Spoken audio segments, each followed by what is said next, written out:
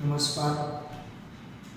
આગળના લેક્ચરની અંદર આપણે બાયોટેકનોલોજીના પ્રયોજનો એટલે કે એમના ઉપયોગ કયા કયા ક્ષેત્રની અંદર થાય છે તેની ચર્ચા કરેલી હતી. હવે આપણે બાયોટેકનોલોજીના જે 3 જટિલ સંશોધન ક્ષેત્ર છે તેની વાત કરીએ. બાયોટેકનોલોજીના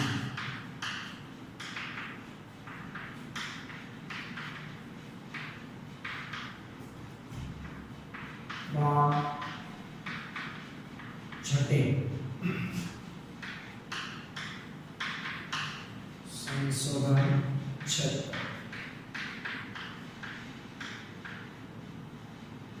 હવે અહીં સંશોધન ક્ષેત્ર એટલે કોઈ એક પ્રેક્ટિકલી વાત નથી, પરંતુ કઈ રીતે બાયોટેકનોલોજીને સારા અર્થમાં આપણે ઉપયોગમાં લઈ શકીએ એ મૂળભૂત અહીં ચર્ચા છે. એમાં પહેલા ક્ષેત્રની જો આપણે વાત કરીએ તો પહેલું ક્ષેત્ર આપણને કંઈક એવું સમજાવે છે કે સુધારેલ સજીવ એટલે કે સામાન્યતઃ કોઈ સૂક્ષ્મ જીવ પહેલું સંશોધન ક્ષેત્ર છે. સુધારેલ સજીવ. હવે આ સુધારેલ સજીવ એટલે કેવો સજીવ કે જે જનીનિક રૂપાંતરિત સજીવ હોય, એટલે કે બાયોટેકનોલોજીની મદદથી આપણે એ સજીવની અંદર જનીનો રૂપાંતરિત કરેલા હોય, બદલેલા હોય, આવા સજીવને અહીં આપણે એક સુધારેલ સજીવ એવા અર્થમાં સમજીએ છીએ. તો સુધારેલ સજીવ જેમ કે મોટે ભાગે સામાન્યતઃ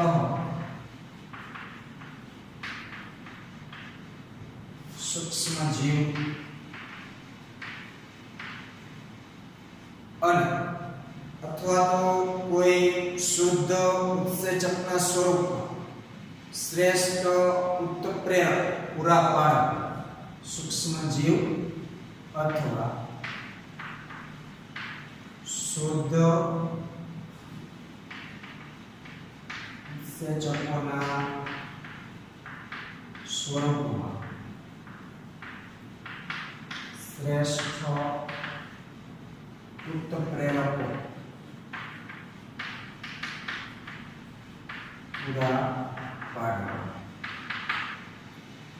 તો આ પહેલું સંશોધન ક્ષેત્ર છે બાયોટેકનોલોજી કે સુધારેલ સજીવ, જેમાં સામાન્યતઃ સૂક્ષ્મ જીવ. એટલું મગજમાં આપણે યાદ રાખી લેશું કે બાયોટેકનોલોજીની અંદર આમ તો ઘણા બધા સજીવો છે એ પ્રેક્ટિકલમાં ઉપયોગમાં લેવાતા હોય છે, પરંતુ મુખ્ય જે સજીવો ઉપયોગી બને છે એ બધા સૂક્ષ્મ કક્ષાના છે. ખાસ કરીને બેક્ટેરિયાઓ, વાયરસ, આવા બધા સૂક્ષ્મ જીવ કે જેના જનીનો બદલાવી દેવામાં આવેલા છે. તો આવા સુધારેલ સજીવ સામાન્યતઃ સૂક્ષ્મ જીવ અથવા શુદ્ધ ઉત્સેચકોના સ્વરૂપમાં શ્રેષ્ઠ ઉત્પ્રેરકો પૂરા પાડે. આ એક બાયોટેકનોલોજીનું એક લક્ષ્ય કેવું હોય તો આપણે લક્ષ્ય પણ કહી શકીએ કે આ પદ્ધતિથી કરવાનું શું છે. તો પહેલું કામ આ છે કે આપણે એવા સજીવ આ વિશ્વને આપવાના છે બાયોટેકનોલોજીની મદદથી કે જે સારા સાબિત થાય. સારા સાબિત થાય એટલે કયા અર્થ કે જે માનવ જાત માટે ઉપયોગી નીવડે, ખરા અર્થ. તો આવા સજીવોનો વિકાસ કરાવી અને એને આપણે પૂરા પાડવા છે આ માનવ જાત.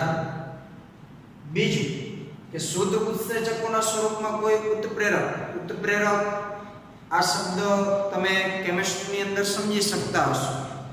ઉદ્દીપક જે આપણે કહીએ છીએ, કોઈ પ્રક્રિયા ઉદ્દીપન પામે છે ઉદ્દીપકની મદદથી, તો આપણે કોઈ એવા ઉત્સેચકો બનાવે કે જે એક સારા ઉદ્દીપક તરીકેનું કાર્ય કરી શકે અને આપણો જે કંઈ એ પ્રક્રિયા પાછળનો હેતુ છે એ સિદ્ધ થઈ શકે.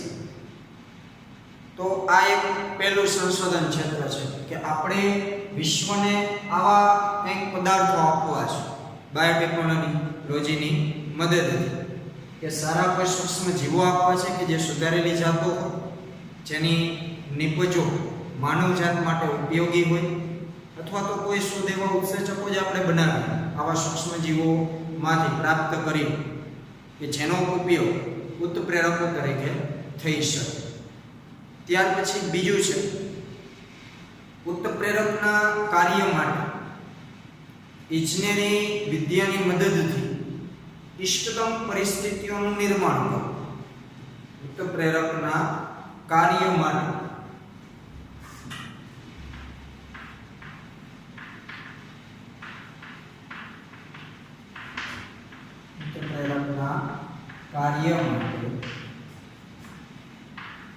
ઇજનેરી વિદ્યાની મદદથી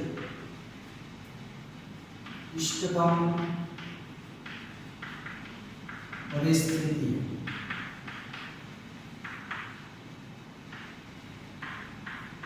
પૂરી પાડે. ચાલો, પહેલા સંશોધન ક્ષેત્રની અંદર શું કીધું કે આપણે કોઈ શ્રેષ્ઠ ઉત્પ્રેરકો આપવા છે માનવ સમાજને કે વિશ્વ. તો હવે જે કંઈ પહેલા સંશોધન ક્ષેત્ર થકી શુદ્ધ સ્વરૂપમાં કોઈ ઉત્સેચકો અથવા તો કોઈ સૂક્ષ્મ જીવ આપણે ઉત્પ્રેરક તરીકે બનાવીએ છીએ, તો આ ઉત્પ્રેરક વ્યવસ્થિત આપણા હેતુને સિદ્ધ કરી શકે, એટલે કે જે પ્રક્રિયામાં આપણે એને ઇન્વોલ્વ કરવાના છે એ પ્રક્રિયામાં એ વ્યવસ્થિત કાર્ય કરી શકે. એના માટે થઈને ઇજનેરી વિદ્યાની મદદથી આપણે ઇષ્ટતમ પરિસ્થિતિઓનું નિર્માણ કરવું પડશે.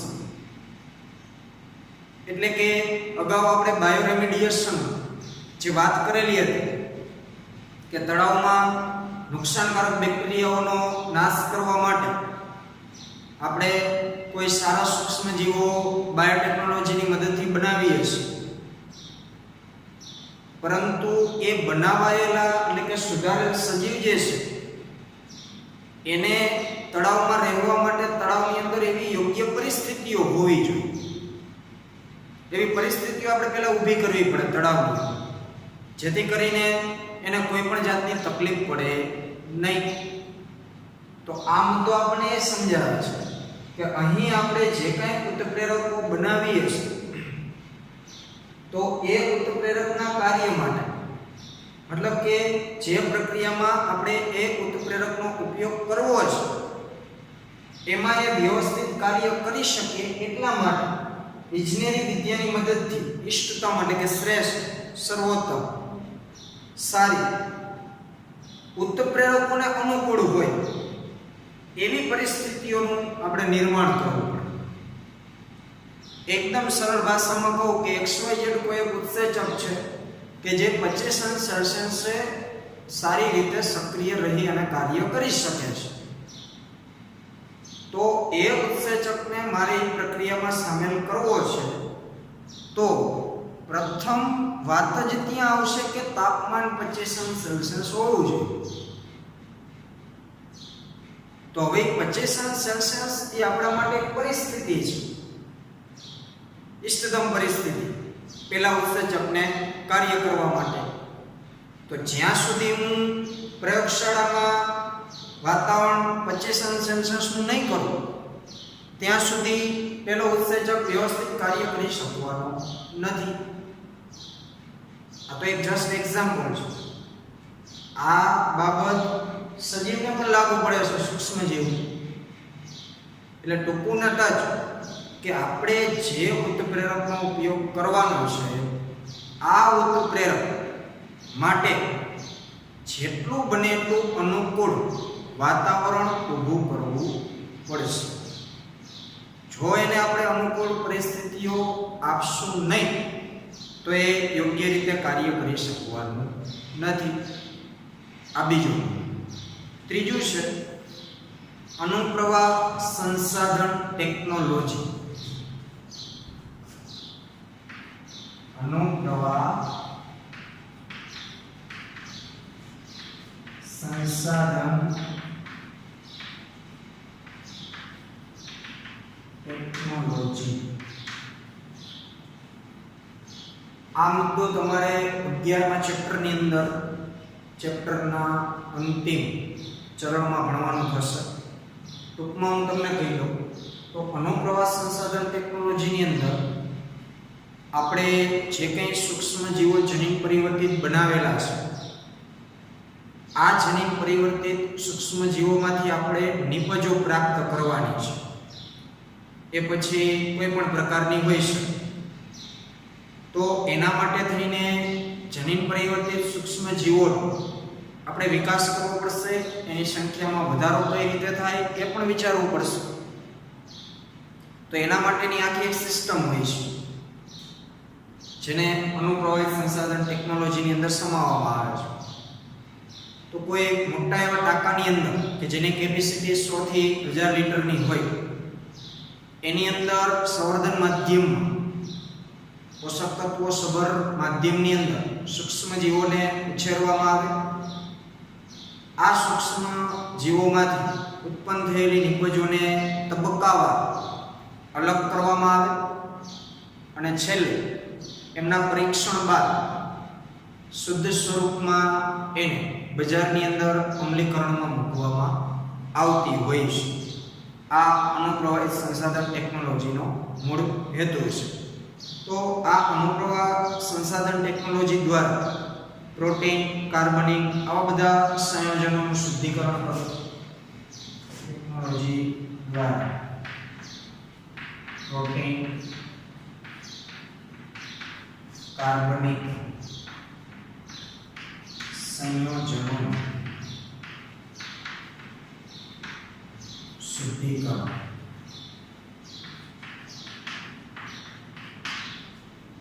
આ ત્રીજું ક્ષેત્ર છે કે આપણે આ બધા પદ્ધતિઓથી જે કંઈ નિપજ મેળવીએ છીએ અથવા તો મેળવીએ છીએ તેનું અંતિમ શુદ્ધ સ્વરૂપ મળવું બહુ જ જરૂરી હોય છે હેતુઓને સિદ્ધ કરવા માટે. તો એના માટે અનુપ્રવાહ સંસાધન ટેકનોલોજી એક અગત્યનો ભાગ ભજવે છે કે જેની મદદથી આપણે પ્રોટીન કે અન્ય કોઈ પણ કાર્બનિક સંયોજનો જે હશે એને શુદ્ધ સ્વરૂપમાં પ્રાપ્ત કરી શકીશું તબક્કાવાર પ્રક્રિયામાંથી પસાર કરી. તો આ મુખ્ય 3 બાયોટેકનોલોજીના જટિલ સંશોધન ક્ષેત્રો છે. હવે આગળ આપણે ખાસ કરીને મનુષ્યના સ્વાસ્થ્ય અને અન્ન ઉત્પાદન ક્ષેત્ર પોતાના જીવન સ્તરની સુધારણા માટે કેવી રીતે બાયોટેકનોલોજી મદદરૂપ થઈ શકે છે અથવા તો એનો ઉપયોગ આપણે એ દિશા તરફ કઈ રીતે કરી શકીએ એના વિશે આગળ આપણે ચર્ચાઓ કરવાની છે કે બાયોટેકનોલોજીની મદદથી મનુષ્યના સ્વાસ્થ્યમાં કઈ રીતે સુધારો લાવી શકાય, એની તંદુરસ્તી જોખમાય નહીં, આયુષ્ય દર વધે, રોગો સામે લડત આપી શકાય. આવા બધા અર્થની અંદર જેટલું બને એટલું ચિકિત્સા શાસ્ત્રમાં એમાં આપણે કઈ રીતે બાયોટેકનોલોજીનો ઉપયોગ કરી શકીએ અને કરવામાં આવે છે એના વિશેની જાણકારી મેળવશું. સાથે સાથે અન્ન ઉત્પાદન એ પણ આજની એક ગંભીર સમસ્યા છે. વર્તમાન સમયમાં આપણે જોઈએ છીએ કે દિવસે ને દિવસે ખેતીલાયક જમીનો ઘટતી જાય છે ઇન્ડસ્ટ્રીયલ રેસિડેન્શિયલ એરિયાઓને કારણે. તો આવનારા સમયમાં આ બધી બાબતો એક ગંભીર મુદ્દો બનવાની છે કે ઓછી જગ્યામાં વધુ ઉત્પાદન કઈ રીતે મેળવી શકાય. અત્યારે કદાચ આપણને એ ખ્યાલ નહીં આવતા હોય પણ આગળની 2-3 પેઢીઓનું ભવિષ્ય જો આપણે વિચારવા જાશું તો આ એક ગંભીર મુદ્દો બનવાનો છે આનું ઉત્પાદન. તો દિવસે દિવસે આપણે હાઇબ્રિડ પાકો, સંકર જાતો છે એ ખેતીની અંદર બનાવવી પડશે અને પડશે. તો એના માટે બાયોટેકનોલોજી કઈ રીતે મદદરૂપ થઈ શકે છે અને થાય છે, આ બધી બાબતોની ચર્ચા આગળ હવે આપણે જોઈશું.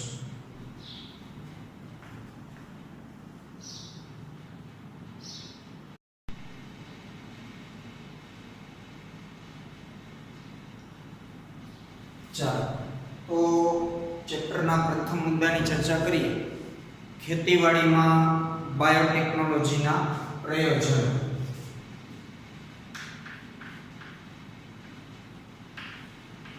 ખેતીવાડીમાં બાયોટેકનોલોજીના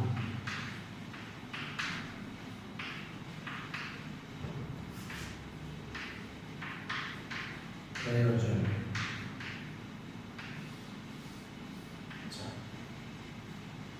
તો ખેતીવાડીનો મૂળભૂત ઉદ્દેશ્ય શું છે? અન્ન ઉત્પાદન કઈ રીતે વધારવું. તો અત્યારે વર્તમાન સમયમાં અન્ન ઉત્પાદનના વધારા માટે વિચારી શકાય તેવા આપણે 3 વિકલ્પોની ચર્ચા કરવાની છે. અન્ન ઉત્પાદન કઈ રીતે વધારી શકાય? અન્ન ઉત્પાદન કઈ રીતે વધારી શકાય તેના માટેના વિકલ્પ. એટલે આપણી પાસે એવા હાલ 3 ઓપ્શન છે કે જેના થકી આપણે ખેતીવાડીની અંદર અન્ન ઉત્પાદન વધારી શકીએ. પહેલો વિકલ્પ છે એગ્રોકેમિકલ આધારિત ખેતી.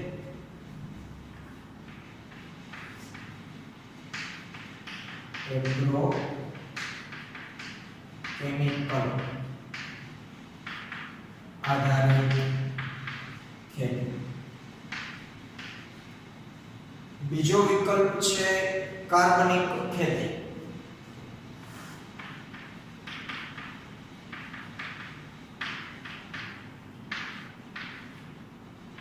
અને ત્રીજો વિકલ્પ છે જમીની ઇજનેરી પાકો આધારિત ખેતી.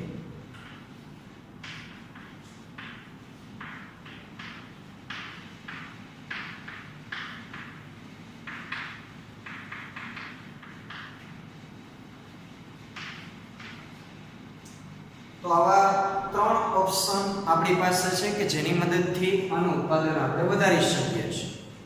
પહેલું છે એગ્રોકેમિકલ આધારિત ખેતી, બીજું છે કાર્બનિક ખેતી અને ત્રીજું છે જનીનિક ઇજનેરી પાકો આધારિત ખેતી. તો આ 3 એંગલથી જો આપણે વિચારશું તો ઘણા બધા ફાયદાઓ પણ છે આપના, તો સામે ઘણા બધા નુકસાન પણ છે. કે દરેક વસ્તુમાં એવું રહેવાનું છે કે જ્યાં ફાયદો હશે તો ત્યાં થોડા ઘણું તો નુકસાન હોવાનું.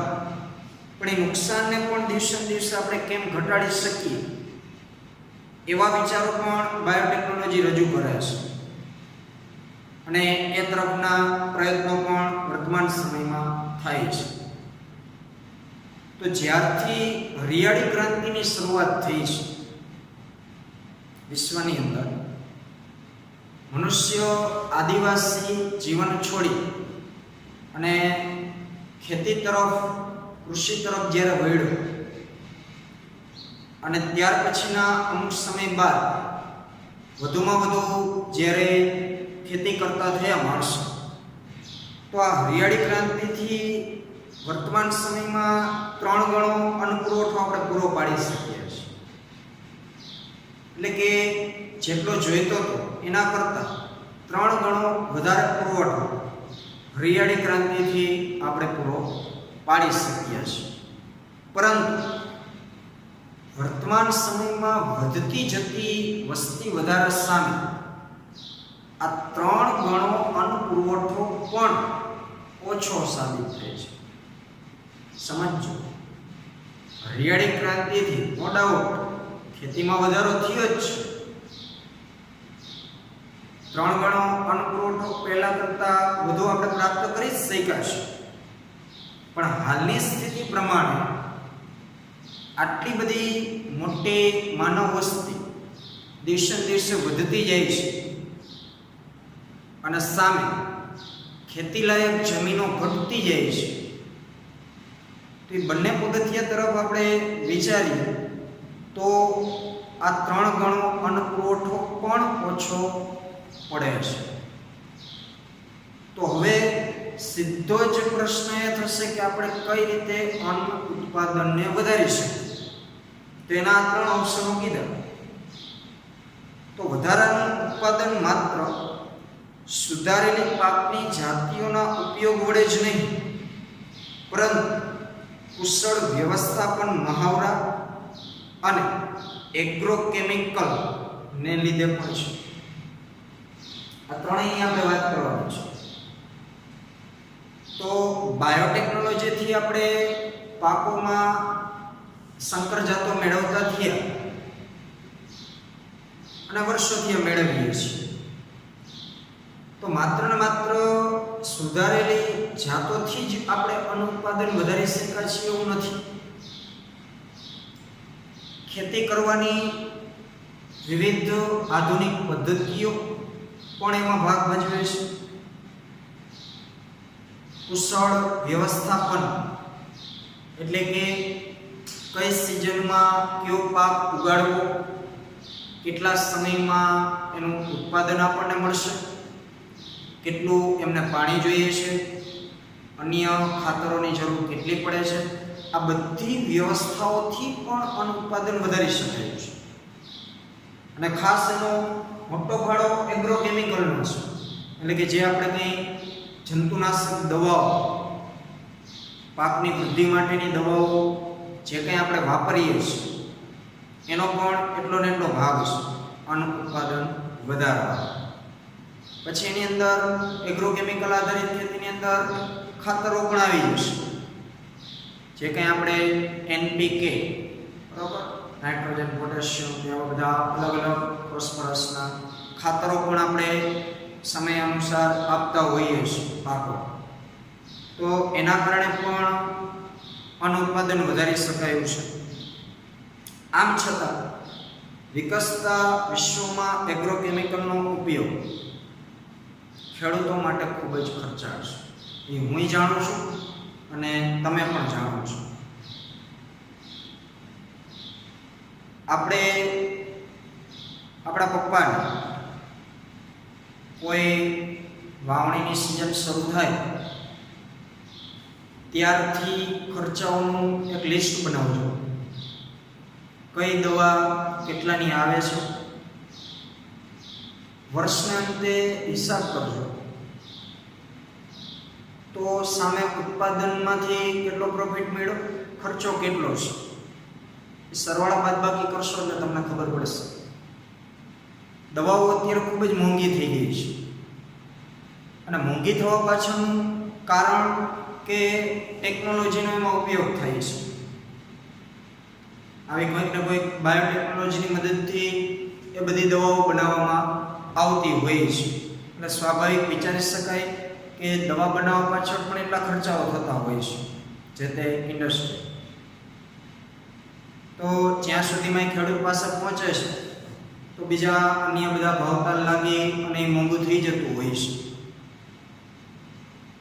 તો વિશ્વની અંદર એક તો ખેતી ઓછી થઈ ગઈ, દવાઓના ખર્ચા વધી ગયા. તો જે સામાન્ય ખેડૂત હશે એને કદાચ આ દવાઓનો ખર્ચો પોસાય નહીં.